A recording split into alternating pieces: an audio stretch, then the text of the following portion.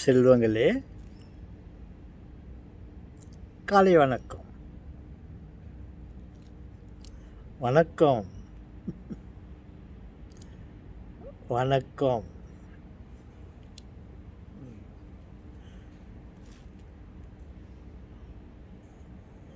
விஷயத்திற்கு வருவோம். என்னவென்றால், என்னுடைய உறவினர் ஒருவர் இருந்தார். அவர் வாழ்ந்த காலத்திலே பல நன்மைகளை செய்தார். அவர் பள்ளியில் படிக்கும்போது ஒரு நல்ல மாணவனாக இருந்தார். ஒரு எழுச்சி உள்ளவனாக இருந்தார். இந்த மாணவர்களுக்கெல்லாம் ஒரு தலைவனாக இருந்தார். ஒரு நல்வழியை காட்டும் ஒரு லீடராக இருந்தார். அவனுக்கு ஏதாவது மக்களுக்கு உபயோகமாக நாம் இருக்க வேண்டும் என்று சில நல்ல காரியங்களை எல்லாம் செய்து கொண்டு வந்தார். அவர் அதோடு நிறுத்தி கொள்ளவில்லை. நாம் இறந்த பிறகும், மாண்டு போன பிறகும் நாம் மற்றவர்களுக்கு பயனுள்ளவனாக இருக்க வேண்டும் என்று ஆசைப்பட்டார். அவர் என்ன செய்தார் என்று கேட்டால், அவர் தானம் செய்ய விரும்பினார். இருக்கும்பொழுது அவரால் முடிந்த தானங்களை எல்லாம் செய்து கொண்டார். அவருக்கு என்ன ஆசை என்றால், இறந்த போதும் மாண்டு போன பிறகும்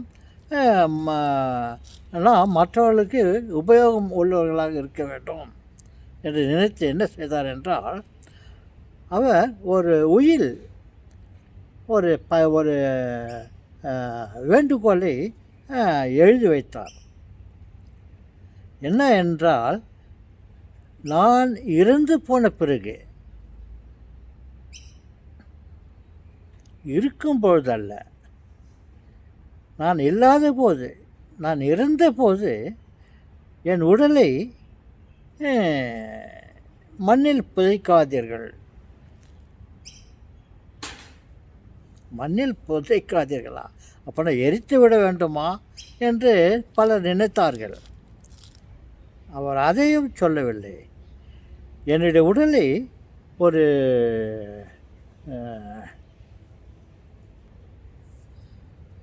அவர் நான் மரித்த பிறகு என் உடலை ஒரு மருத்துவ கல்லூரியில், மெடிக்கல்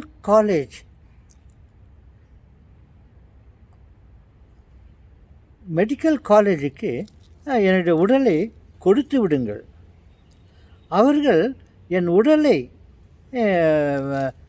மருத்துவ துறையில் படிக்கும் மாணவர்களுக்கு உடலில் உள்ள பாகங்கள் எப்படியெல்லாம் அமைக்கப்பட்டிருக்கிறது, உடம்பில் உள்ள அனைத்தையும் தெரிந்து கொள்ள வேண்டுமே என்றால், என் உடலை அவர்கள் அறுவை செய்து என்னென்ன பாகம் எங்கெங்கே அமைக்கப்பட்டிருக்கிறது, அது என்னென்ன வேலை செய்கிறது என்று அவர்கள் என் உடலை உள்ள பாகங்களை பார்த்து அவர்கள் தெரிந்து கொள்ளட்டும். ஒரு நல்ல மருத்துவராக ஆக வேண்டுமே என்றால், என்னுடைய உடல் அவர்களுக்கு உபயோகமாக இருக்க வேண்டும் என்று ஆசைப்பட்டு அவருடைய உடலை ஒரு மருத்துவ கல்லூரியில், மெடிக்கல் காலேஜுக்கு என்னுடைய உடலை கொடுத்து விடுங்கள். அவர்கள் என்னுடைய உடலை வைத்துக்கொண்டு பயன்பெறட்டும் என்று ஆசைப்பட்டார்.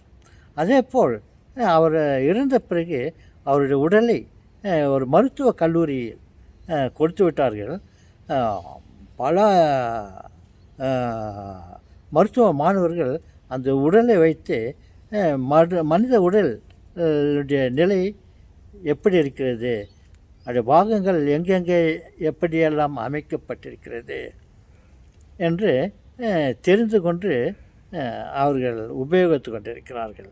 பார்த்தீர்களா? அந்த நல்ல மனிதனின் மனம் எப்படிப்பட்டதாக இருந்தது. அவர் உடலையே தானமாக கொடுத்து விட்டார். மண்ணில் புதைக்க வேண்டாம், மனிதனிடம் கொடுங்கள் என்று ஆசைப்பட்டார். அதேபோல் அவர் ஒரு மருத்துவக் கல்லூரியில் அவருடைய உடல் வைக்கப்பட்டிருக்கிறது. செல்வங்களே, இதை நான் பல நாட்களாக உங்களிடம் சொல்ல வேண்டும் என்று ஆசைப்பட்டு கொண்டிருந்தேன். ஒரு நல்ல வாய்ப்பு கிடைத்தது உங்களோடு இதை பகிர்ந்து கொள்ள. தெரிந்து கொள்ளுங்கள், அவருடைய உடலை மருத்துவக் கல்லூரிக்கு கொடுத்து விட்டார். நாமும் விரும்பினால் அப்படி செய்வோமா? மருத்துவக் கல்லூரிகளுக்கு மனித உடல் தேவைப்படுகிறது. மனிதன் இறந்துவிட்டால் அவர் என்னை எரித்து விடுகிறார்கள், இல்லை என்றால் மண்ணுக்கு குள்ள போட்டு விடுகிறார்கள். ஆனால் ஒன்று நினைத்து கொள்ளுங்கள் என் செல்வங்களே, நாம் மாண்டு போனாலும் மண்ணில் போனாலும் பல புழுக்களுக்கு நாம் உணவாக இருக்கிறோம். பல பூச்சிகளும் புழுக்களும் நம்மை சாப்பிட்டு அவர்கள் பசியை தீர்த்து கொள்ளுகிறார்கள். நமது உடல் வீணாக போவதில்லை. ஓகே, வணக்கம்.